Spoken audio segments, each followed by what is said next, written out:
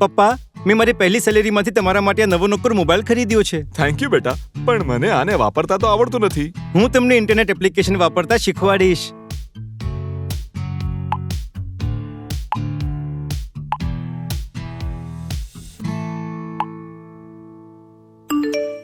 તત્કાલ પૈસા જોઈએ છે?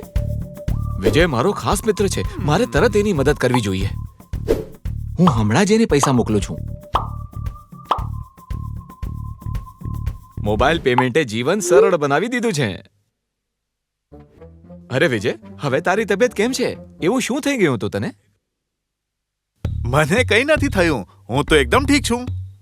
શું વાત કરે છે તું? તે સોશિયલ મીડિયા પર રિક્વેસ્ટ મોકલી હતી કે તને મેડિકલ ઇમરજન્સી માટે પૈસા જોઈએ છે, તો મેં 10,000 રૂપિયા ટ્રાન્સફર કર્યા હતા. પણ મેં પૈસા માંગ્યા જ નથી અને તારા તરફથી મળ્યા પણ નથી.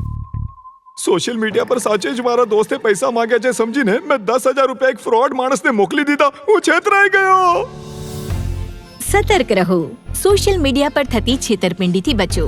શું કરવું? ચૂકવણી કરતા પહેલા સંબંધિત વ્યક્તિને કોલ કરો કે તેને મળીને વેરીફાઈ કરી લો. ચૂકવણી કરતા પહેલા સંબંધિત વ્યક્તિના બેંક ખાતાની તપાસ કરો. ઘટનાનો રિપોર્ટ તમારા નજીકના સાયબર ક્રાઇમ પોલીસ સ્ટેશન અને national cyber crime reporting portal cybercrime.gov.in પર કરો. શું ના કરવું? તમારી અંગત જાણકારી જેમ કે મોબાઈલ નંબર, ઈમેલ આઈડી અને ફ્રેન્ડ લિસ્ટને સાર્વજનિક ન રાખો.